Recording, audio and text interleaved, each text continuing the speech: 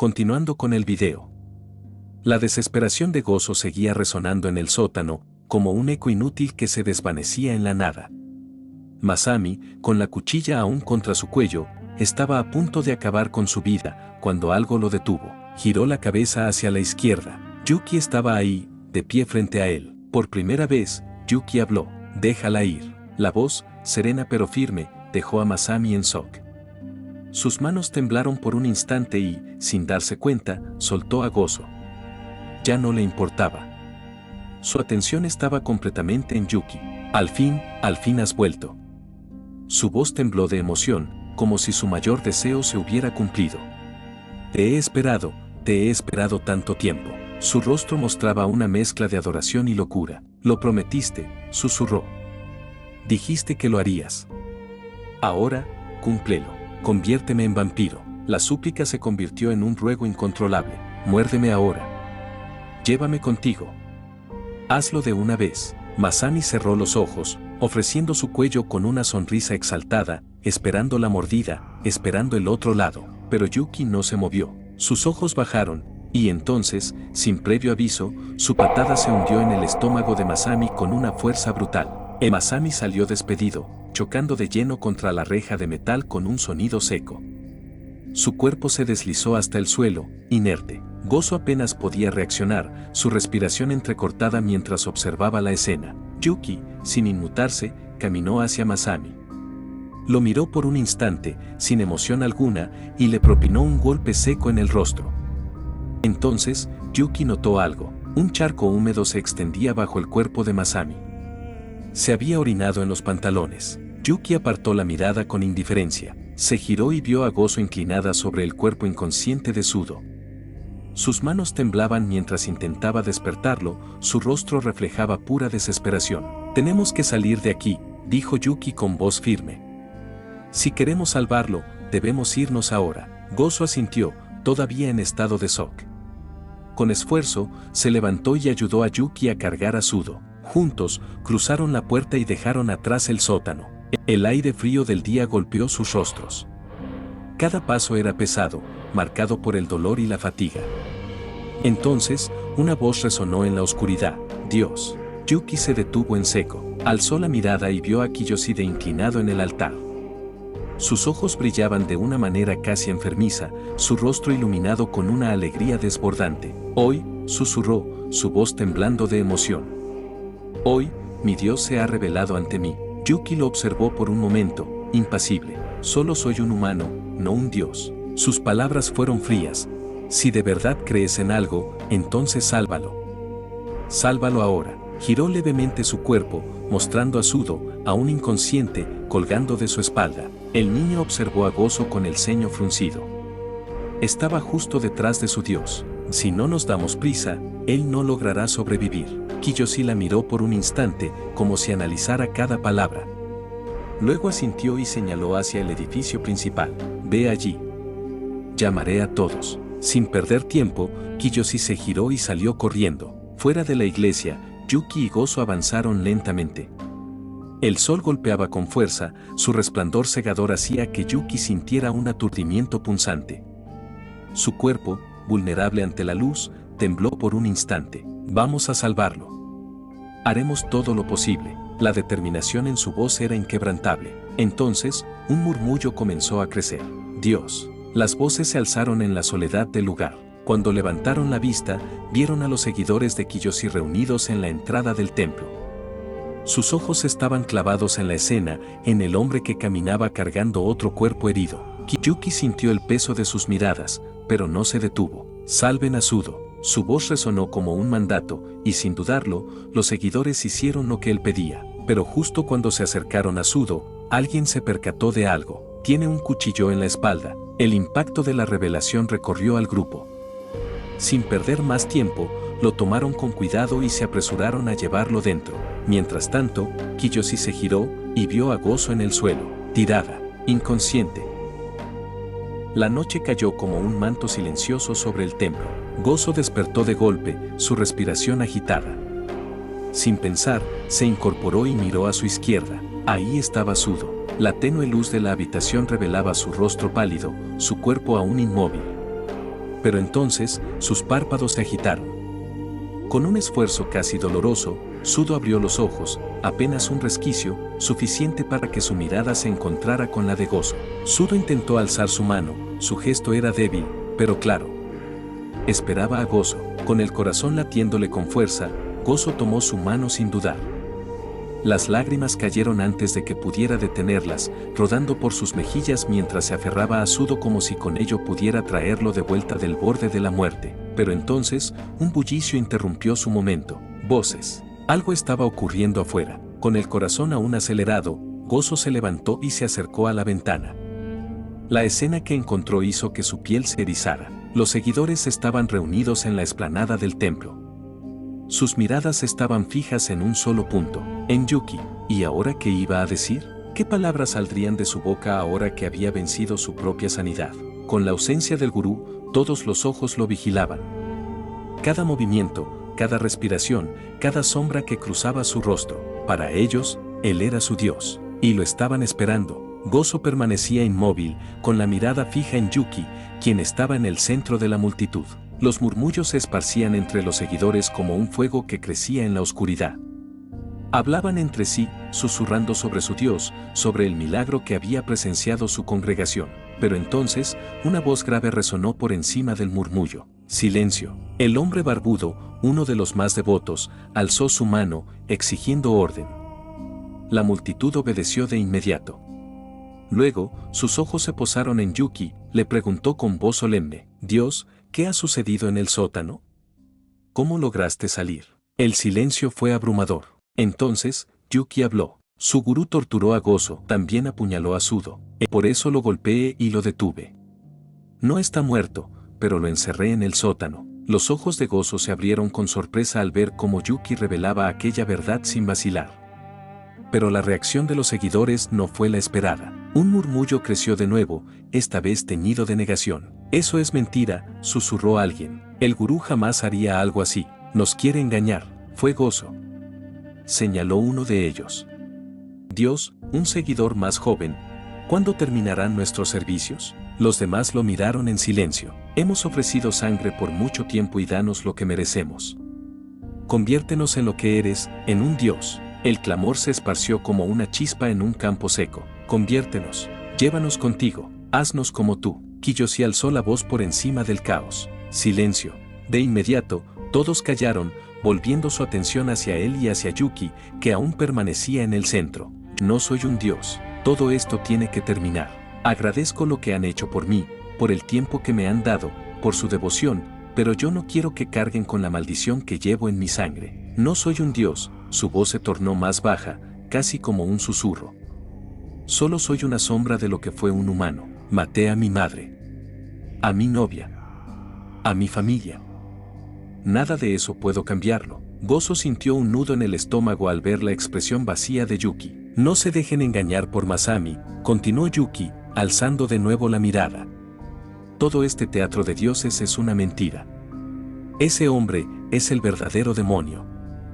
En el sótano, la oscuridad era espesa. En el suelo de piedra, el cuerpo de Masami permanecía inerte.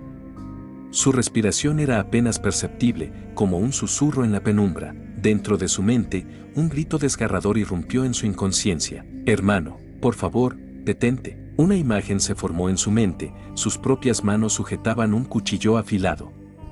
Frente a él, una niña sollozaba con los ojos desbordados de lágrimas. Mientras Masami no muestra ningún remordimiento en sus actos, mientras su hermana gritando le dice «Yosita, detente». Los recuerdos de Masami eran fragmentos difusos, sombras distorsionadas de su pasado. Pero en su mente, la voz de su madre aún resonaba con brutal claridad. «Eres un demonio, una cosa como tú jamás será mi hijo». Masami se quedó inmóvil, sintiendo el filo invisible de esas palabras cortar algo dentro de él. «No te atrevas a pisar esta casa nunca más». La puerta se cerró tras él con un golpe seco. No hubo despedidas. No hubo lágrimas. Solo el vacío. Pasaron los días. Una tarde, sus padres decidieron llevar a la niña a un parque de atracciones. «Puedes pedir lo que quieras», le dijeron. Ella solo los miró en silencio, luego dirigió la vista a su hermano, sentado en el mismo rincón donde una vez fue castigado. Masami no reaccionó. Cuando la casa quedó vacía, él rompió la puerta de la casa y entró. Buscó algo con la mirada, y allí, entre las sombras, encontró lo que quería: un cúter. Esa misma noche, Masami se adentró en la habitación de su hermana con el cúter en la mano. Se acercó a la cama, levantó el brazo, y entonces, algo se interpuso entre ambos: Nora. Masami la miró con frialdad mientras ella se inclinaba hacia la niña. Nora va directamente a la hermana de Masami, mientras este solo la observa. Hermano, ayuda. La sensación de sus colmillos perforando la carne la hizo gritar de dolor. Los ojos de Nora, satisfechos, se encontraron con los de él antes de que diera un paso atrás y se marchara. El grito desgarrador de la niña sacudió la casa. Mamá. Tengo mucha sed. Masami se quedó inmóvil en el umbral de la puerta. Demonio. La voz de su madre fue como un cuchillo en su pecho. Aléjate de ella. Masami no dijo nada, solo la miró.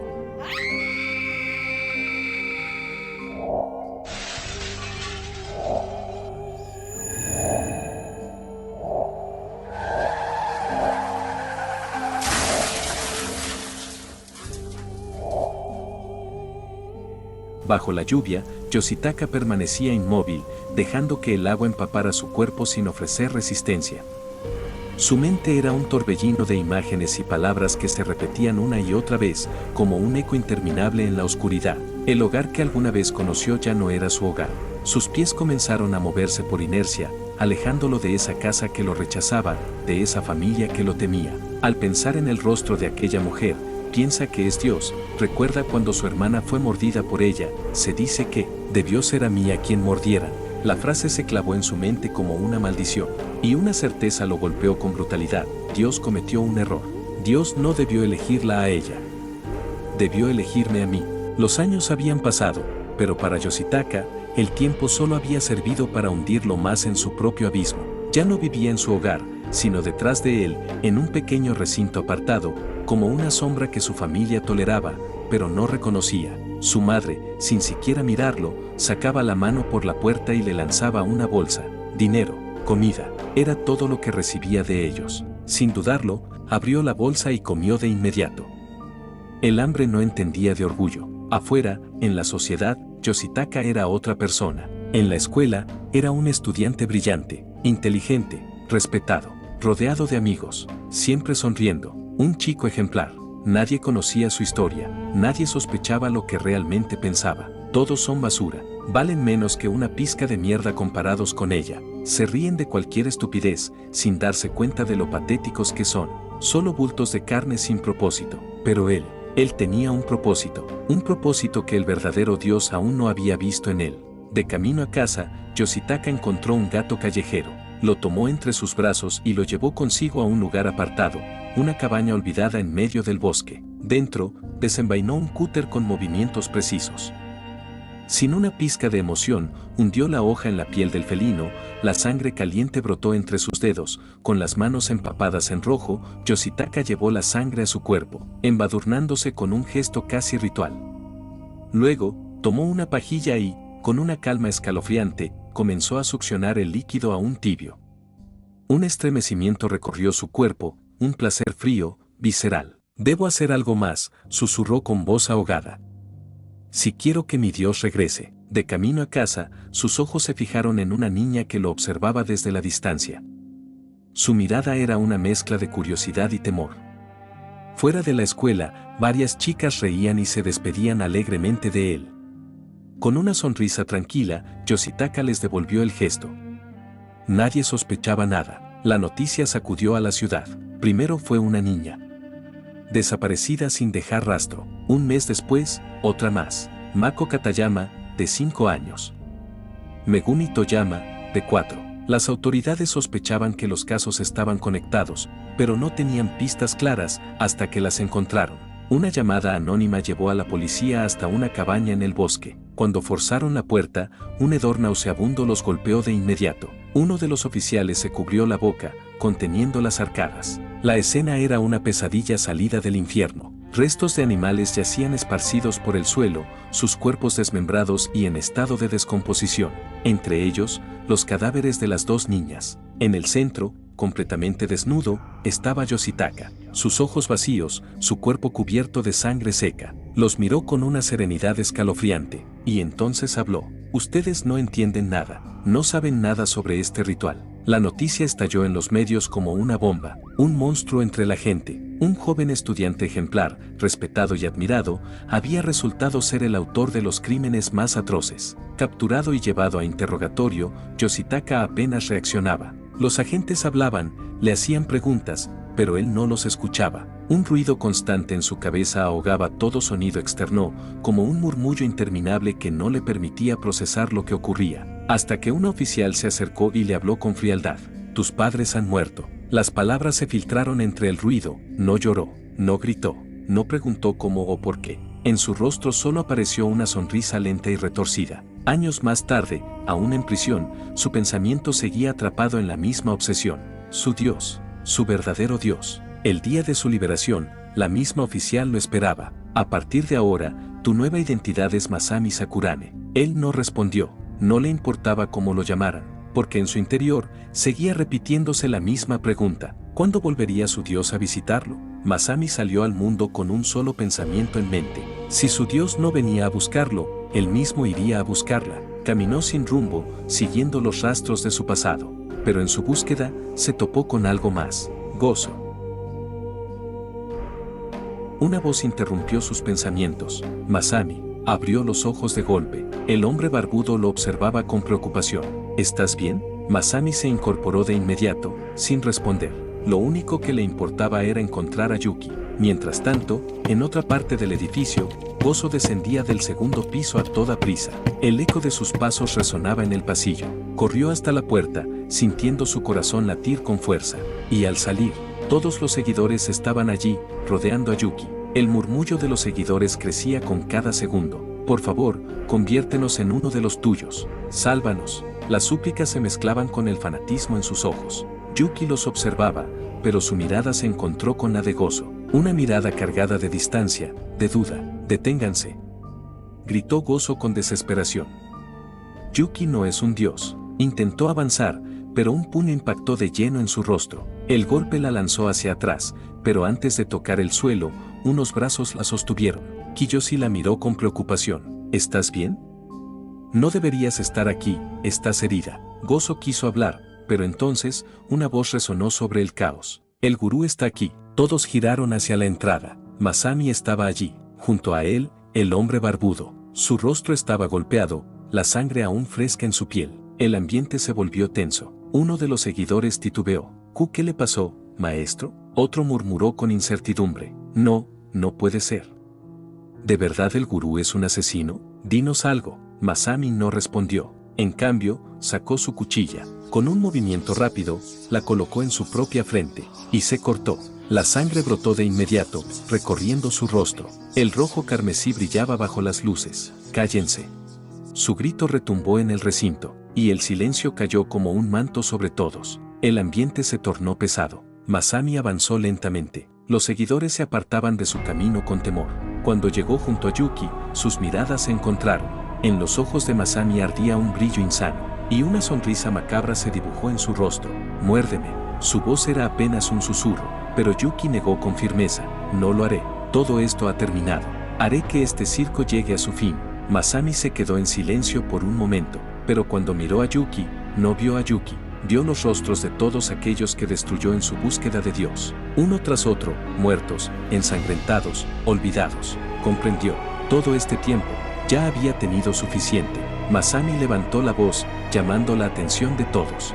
Dejen el cuerpo de su Dios hecho pedazos. Coman su carne, beban su sangre. Y así, ustedes también se convertirán en dioses. El silencio duró solo un instante. Luego, el caos. Los seguidores, antes devotos, ahora eran bestias hambrientas. Yuki intentó correr, pero era demasiado tarde.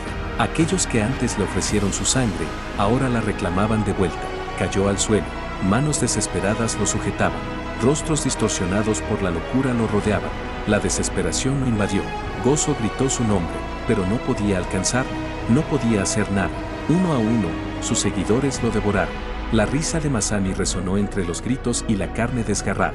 Mientras la vida abandonaba su cuerpo, Yuki vio el rostro de su madre, la sonrisa de Nao. Las lágrimas nublaron su vista. y con su último aliento, gritó un nombre: Okazaki.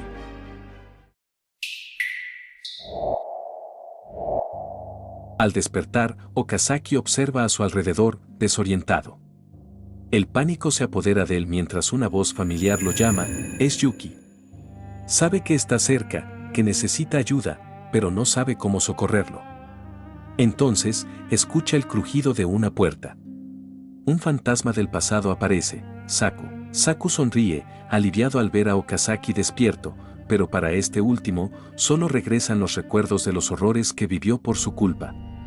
Con temor, observa cómo Saku se le acerca, su cuerpo aún deformado, pero en proceso de regeneración. Estuve encerrado aquí con ellos, dice Saku.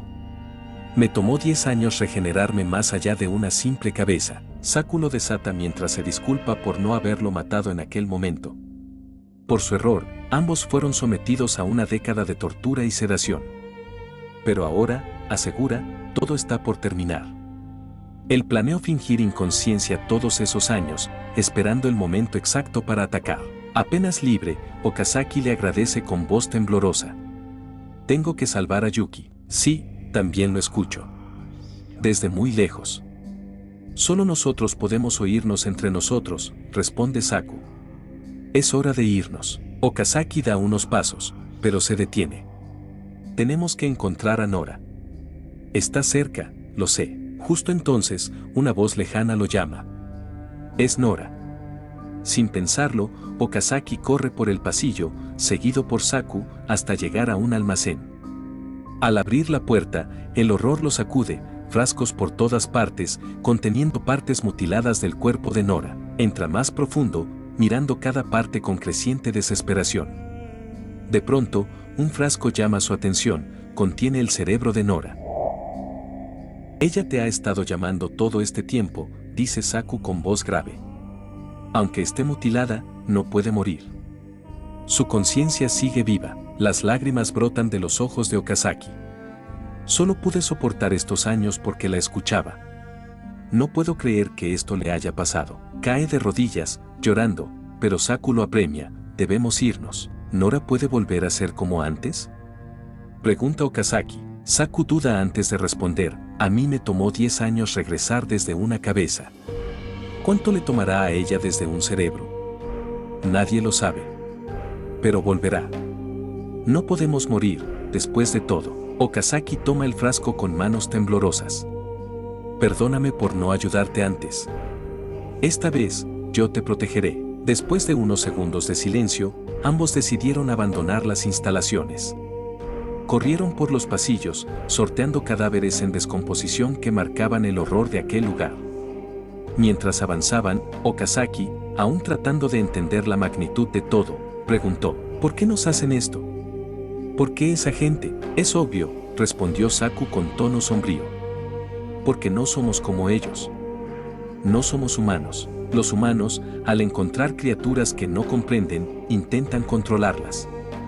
Nos capturan, nos abren, nos estudian, tratan de descubrir nuestros secretos, sin importar lo que nos hagan en el proceso. ¿Quiénes son ellos? Insistió Okazaki. No lo sé. Nunca supe a qué organización pertenecen. Solo sé que llevan siglos persiguiéndonos. A mí me han capturado muchas veces, y he escapado muchas más. Una y otra vez, durante tanto tiempo. Eso dejó sin aliento a Okazaki. ¿Cuántos años tienes? Saku guardó silencio unos segundos. No lo recuerdo. Olvidé todo desde que dejé de ser humano. Solo queda un fragmento, uno solo. La voz de Saku bajó de tono, casi nostálgica. Vivía en la costa, en un lugar hermoso. Por las noches caminaba hasta la playa, miraba el mar. Y era feliz. Y cuando hablé contigo, Okazaki, por primera vez en mucho tiempo sentí algo. Recordé cómo era ser humano. Quizá eso también le pasa a Nora cuando está contigo. La conversación se desvaneció mientras ambos corrían por un túnel oscuro, impulsados por la urgencia de la libertad. Entonces, vieron la luz al final, la salida. Al emerger al exterior, la noche los recibió. El cielo estrellado, silencioso y vasto, parecía darles la bienvenida.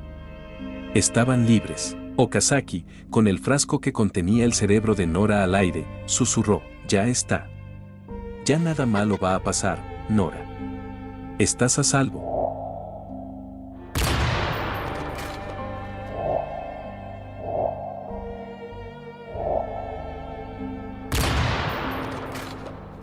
Okazaki tomó el cuerpo herido de Saku y, con esfuerzo, saltó fuera del complejo, aterrizando entre los árboles. A resguardo en la espesura, escuchó crujidos bajo él, ramas rotas por el peso de su caída. Pero antes de que pudiera reaccionar, el rugido de hélice sobrevolando lo hizo alzar la vista. Un helicóptero barría la zona con su reflector, buscándolos. Miró a Saku. Este apenas podía sostener la mirada. ¡Qué ironía! Todo el esfuerzo para salir y nos vuelven a atrapar, murmuró entre dientes. Las voces de soldados resonaban entre los árboles, cada vez más cerca. Llévate a Nora y vete. Ya soy peso muerto. Con esta herida, no podré perderlos. Seré la carnada, solo otro pequeño periodo de sufrimiento. Tu amigo te está llamando, Okazaki. Hizo una pausa, con los ojos brillando por última vez. Gracias, hacía tanto que no me sentía humano. Y sin dar opción, se impulsó fuera de los brazos de Okazaki y se dejó caer al vacío. Un instante después, el estruendo de disparos rompió el silencio. Okazaki quiso saltar tras él, pero Nora, desde el frasco, lo detuvo. Todo lo que pudo hacer fue escuchar, impotente, los disparos que atravesaban el cuerpo de Saku.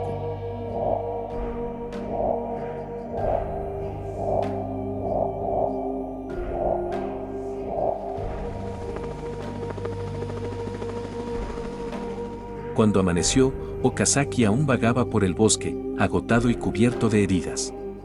Seguía escuchando la voz de Yuki llamándolo, pero la luz del sol lo cegaba, haciéndole difícil seguir el rumbo. Tras avanzar un poco más, divisó una casa abandonada. Sin pensarlo, se acercó y entró. En su interior encontró una fotografía polvorienta de una gran familia. La imagen lo hizo recordar la suya, su madre dándole la bienvenida al volver de clases, su padre, su hermano, Yuki, Nao y Gozo. El cansancio lo venció. Se ocultó del sol y descansó, abrazando el frasco que contenía a Nora. Cuando cayó la noche, Okazaki emprendió de nuevo su viaje. Tomó vuelo, sintiendo en el viento la dirección en la que lo llamaban. Finalmente, vio una autopista a lo lejos. Se lanzó hacia un camión de carga y, aferrado a él, se marchó rumbo a donde su destino lo esperaba. Volviendo con Gozo, la encontramos encerrada en una habitación húmeda y silenciosa. Al despertar, se incorporó con dificultad. Con el miedo atenazándole el pecho, intentó abrir la puerta. Al ver que no cedía, comenzó a golpearla con desesperación, sus puños dejando marcas contra la madera. Sin respuesta, cayó derrotada al suelo. Su mente regresó a la noche anterior, recordó con horror cómo presenció a los seguidores de Masami devorar el cuerpo completo de Yuki, como si fuera un festín macabro. Masami, calmada entre la locura, reclamó el cerebro como suyo, una pieza sagrada. Gozo había intentado huir con Kiyoshi. Él la tomó de la mano, suplicándole que corrieran. Pero antes de escapar, Masami los vio y ordenó su captura.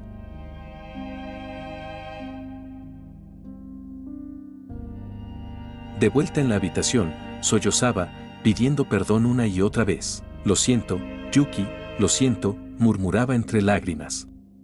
No pude salvarte. Entonces, escuchó pasos detrás de la puerta. Esta se abrió con un chirrido escalofriante. Los seguidores de Masami entraron sin decir palabra y la arrastraron fuera, tratándola como si fuera un simple objeto, una pieza más en su enfermizo ritual. Mientras era llevada afuera, Gozo observó a través de una gran abertura hacia la iglesia central. Una enorme fogata ardía, rodeada por decenas de personas celebrando. La atmósfera era de una euforia retorcida. El barbudo, manchada de sangre, cortaba uno a uno los cuellos de los fieles con una sonrisa en el rostro, bañándolos en su propia sangre. Ahora son dioses, declaraba con fervor. Todos ustedes, renacidos. La multitud vitoreaba, delirante, mientras un niño entre ellos preguntaba, ¿cuándo despertará mi mamá? Pronto, le respondieron. Porque ahora también es una diosa. La locura era total, y como si fuera una ofrenda. Todos anunciaron con júbilo, hemos traído a Gozo. Ella, paralizada, alzó la vista. Frente a ella, sentado en el altar, cubierto por sombras vivas, estaba Masami. O lo que alguna vez fue Masami. Ahora era algo más, un verdadero demonio. Masami la observó con una mezcla de pena y locura en los ojos. Lo siento, murmuró, su voz temblaba entre lo humano y lo inhumano. Sé que todo esto debe haber sido muy doloroso, pero ahora, tu hermano, se ha convertido en un dios. Sus palabras se quebraban entre susurros y alucinaciones. Confundía a Gozo con alguien más. Ya no distinguía lo real de lo imaginario. Ya no era Masami. No estaremos más solos, continuó, con una sonrisa descompuesta. Mamá y papá están muertos. Solo quedamos tú y yo. Sujétenla. Los seguidores se abalanzaron sobre Gozo. La derribaron, arrancándole las ropas con violencia, exponiendo su cuerpo herido, marcado por años de atrocidades. Ella temblaba, con el miedo y la rabia clavados en la garganta. Entonces sintió el filo, una cortada profunda abrió su pecho. Gritó de dolor. Gozo ya no podía más. Miró a Masami, rota, pero con una media sonrisa. Y como lo había hecho una vez con un gato, Masami tomó una pajilla y comenzó a beber su sangre, como si fuera vino sagrado. Bebió hasta atragantarse. Todos contuvieron el aliento, esperando. Si realmente era un dios, algo debía ocurrir. Pero nada pasó, nada. Masami, con la boca y las manos cubiertas de sangre, retrocedió confundido. ¿Por qué? ¿Por qué no funciona? Gritó. Tomó el cuchillo otra vez, sus lágrimas mezcladas con sangre. Esto debió terminar hace 10 años. Debí matarte. El cuchillo descendió. Gozo cerró los ojos, su último pensamiento fue para Okazaki, pero el impacto no llegó. Abrió los ojos, lentamente, y allí estaba, Okazaki. Sostenía el cuchillo con una mano firme, sus ojos ardiendo en rabia. Masami retrocedió un paso. El miedo lo invadía por primera vez. Okazaki. Susurró Gozo, con la voz rota. ¿Estoy muerta? Las lágrimas corrieron por sus mejillas. Yo solo quería volver a verte. Masami, aprovechando su distracción, se soltó y se lanzó sobre Okazaki. Lo derribó. Ambos cayeron. Masami se colocó encima de él, inmovilizándolo. Gozo gritó su nombre, pero Masami se detuvo. Lo observó de cerca, como si lo reconociera de verdad. Tú eres el otro dios, musitó. Aparte de Yuki, Okazaki sintió algo dentro del cuerpo de Masami. Una voz. Una presencia. Yuki, ¿dónde está Yuki? Preguntó, con desesperación. Nos lo comimos, dijo, con voz vacía. Todos aquí lo despedazamos. Yo me comí su cerebro. Tuvimos que hacerlo. Él no quería convertirnos en dioses, pero al final, lo hicimos. Nos hicimos dioses, aunque, se siente raro. La sangre, ya no puedo beberla. Okazaki le dio una fuerte patada a Masami, alejándolo de encima. El otro se incorporó tosiendo, la sangre mezclada con saliva, pero Okazaki no se detuvo. ¿Por qué? Gritó. ¿Por qué siempre tienen que hacernos sufrir de esta manera?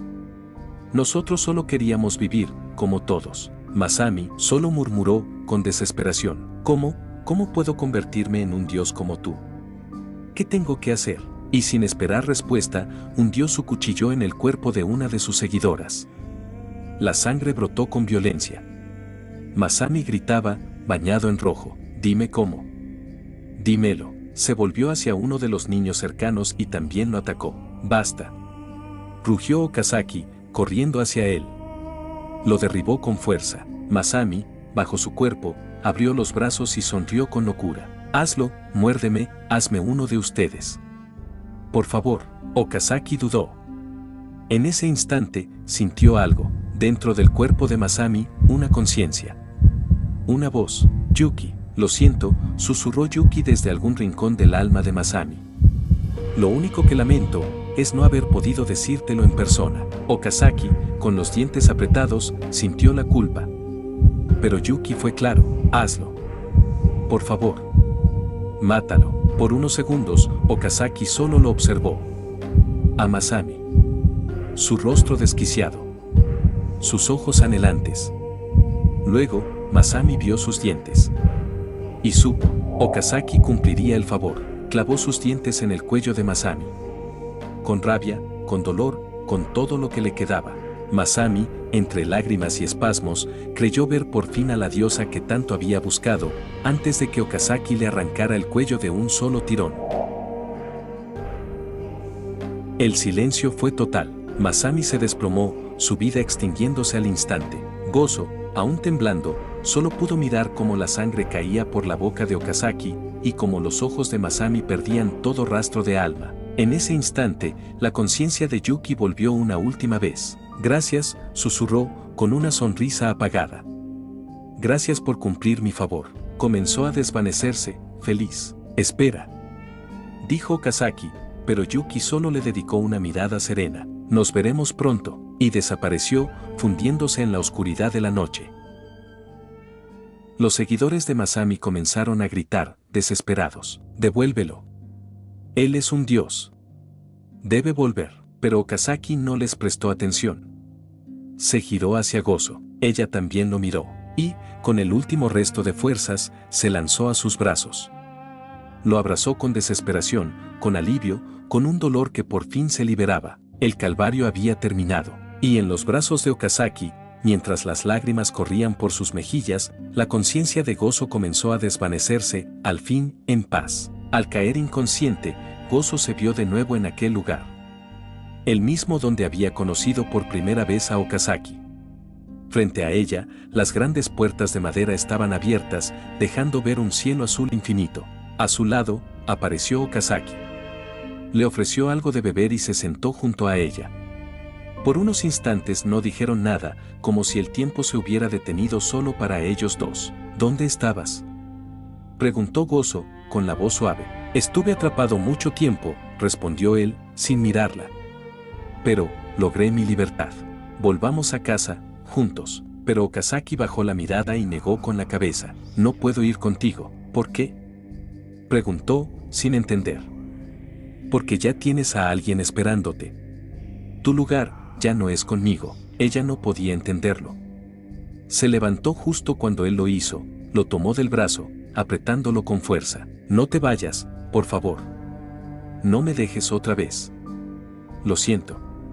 Perdón por ser la razón por la que tuviste que beber sangre. Perdón por todo. Pero no me dejes sola. ¿Recuerdas lo que dijiste? Que si algún día estabas hecha un desastre, te perderías en lo más profundo del cielo azul. Y cuando lo hicieras, pensarías en mí. Pues ahora haz tú lo mismo, continuó él. Cuando te sientas rota, cuando no puedas más, piérdete en el cielo. Y piensa en mí. Este es nuestro adiós. Y sin más, Okazaki se elevó. Voló hacia el cielo, cada vez más alto, hasta que su figura se perdió en el azul infinito. Gozo abrió los ojos de golpe. Estaba en una cama de hospital. La luz del sol se filtraba por la ventana. A su lado, Kiyoshi la observaba, aliviado. Sudo también estaba ahí, con algunas heridas visibles. ¿Dónde? ¿Dónde estoy?, preguntó confundida. En un hospital, respondió Kiyoshi. Él fue quien nos ayudó. Sudo bajó la mirada, recordando lo sucedido. Herido, había buscado a Gozo desesperadamente. Encontró a Kiyoshi inconsciente en el suelo. Cuando intentó ayudarlo, alguien apareció detrás de él. No sabía quién era, solo que esa persona los había llevado hasta el hospital. ¿Y Okazaki?, preguntó Gozo con ansiedad. Sudo negó con la cabeza. No lo sé. Nos trajo, y cuando quise darme cuenta, ya se había ido. Gozo sintió un vacío en el pecho. ¿Y los demás? Kiyoshi la miró con tristeza. Murieron. Todos siguieron a Masami, hasta la muerte. Las autoridades lo clasificaron como un suicidio colectivo. Guardaron silencio. El dolor era inmenso, pero Gozo lo interrumpió. Gracias, gracias por habernos ayudado, aun cuando era peligroso. Ahora, yo también los ayudaré. Sudo levantó la mirada, sorprendido. No hacía falta decir más. Aunque sus caminos fueran distintos, compartían el mismo cielo. Han pasado 5 años desde aquel acontecimiento. La madre de Okazaki se encuentra comprando un pastel, ya que ese día es el cumpleaños de su hijo. Ya por la noche, en casa, deciden celebrar su cumpleaños con una foto de Okazaki en la mesa. La madre se sorprende al darse cuenta de que, de seguir con vida, él ya tendría 30 años. Le comenta a la imagen que su hermano y su familia también le desearon un feliz cumpleaños. Aún así, ambos padres siguen cargando con la culpa de no haber podido protegerlo la última vez que lo vieron. Esa misma noche, cuando todos descansan, en el cuarto de Okazaki, una figura aparece. Baja silenciosamente las escaleras, observa una foto con un pastel y ve a su madre dormida en el sofá, esperándolo.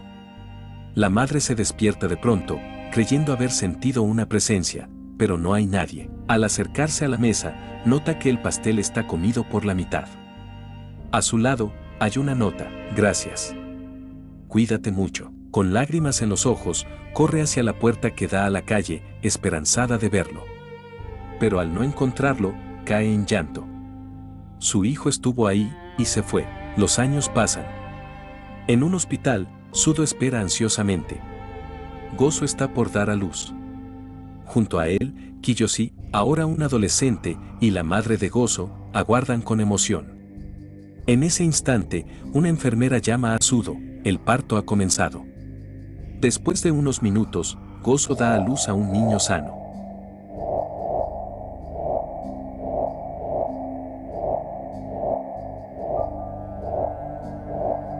La alegría inunda el cuarto. La familia está feliz por este nuevo comienzo. Esa misma noche, en un lugar desconocido, Okazaki espera pacientemente. Cuando su objetivo aparece, se lanza como la primera vez, pero ahora, los roles se han invertido. Atrapa al joven, le ordena que no se mueva, y con un cúter hace un pequeño corte en su brazo. Recoge la sangre en un recipiente improvisado y bebe desesperadamente. Luego se dirige a su mochila y da parte de esa sangre a Nora, o lo que queda de ella. Este chico, de verdad está enamorado de aquella mujer. Después, desata al joven, le agradece por su sangre y desaparece en la oscuridad. Los años siguen su curso. Gozo y Sudo continúan con sus vidas. En la casa de Okazaki celebran el cumpleaños de su padre, que ahora tiene 60 años. Kiyoshi vive una vida tranquila, con un trabajo estable. Saku logró su libertad, gracias a Okazaki, que cumplió su promesa. Con el tiempo, el hijo de Gozo pasó por la primaria, secundaria y universidad. Tuvo una vida tranquila y feliz. La madre de Okazaki falleció, y el único recuerdo que queda de su familia vive en su hermano. Finalmente, en un hospital, observamos a una anciana: es Gozo. Su salud ha decaído y debe estar hospitalizada. Una enfermera entra y le pregunta cómo se siente. Mejor que ayer, responde con una sonrisa. La enfermera nota un pequeño obsequio en la mesa. ¿Quién se lo trajo? Mi bisnieto, responde Gozo. Es hermoso, dice la enfermera.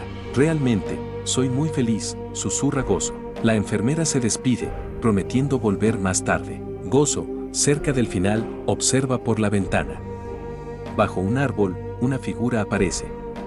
Al mirarla, se da cuenta, es Okazaki. Con una sonrisa, ella lo saluda. Él le devuelve el gesto, y entonces, Okazaki se marcha una vez más, pero esta vez, con paz en sus pasos.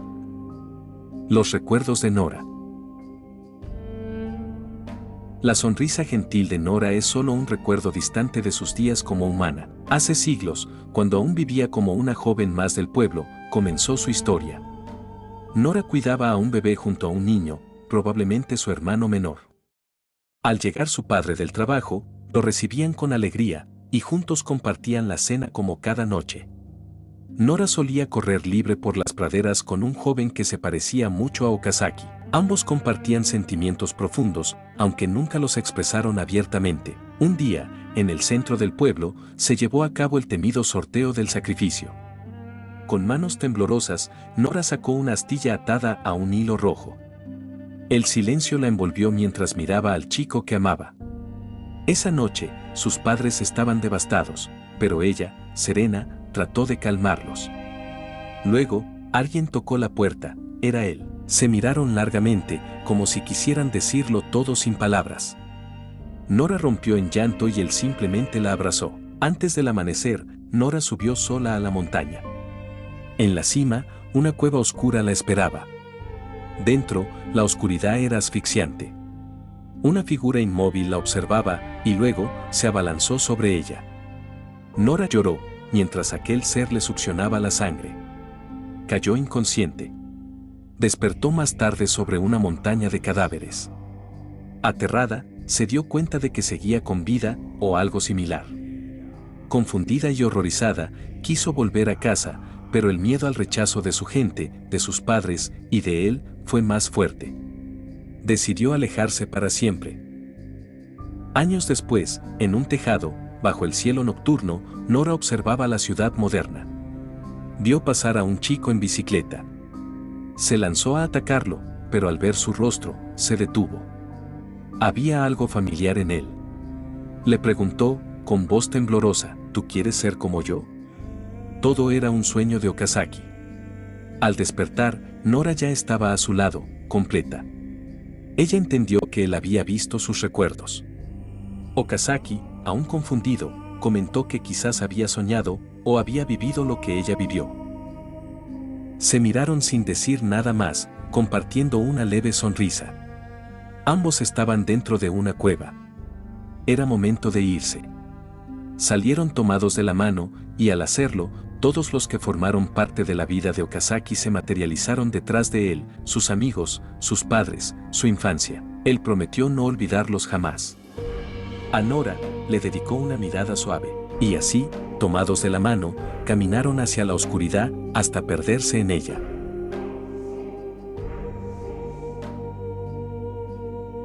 Gracias por la espera con el último video.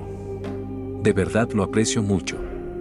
Quiero aprovechar también para mandarle un saludo muy especial a Ashre, quien siempre está comentando y apoyando cada contenido del canal. Gracias de corazón. Espero verlos pronto en los próximos videos, y ya saben, dan like o el coco se los llevará.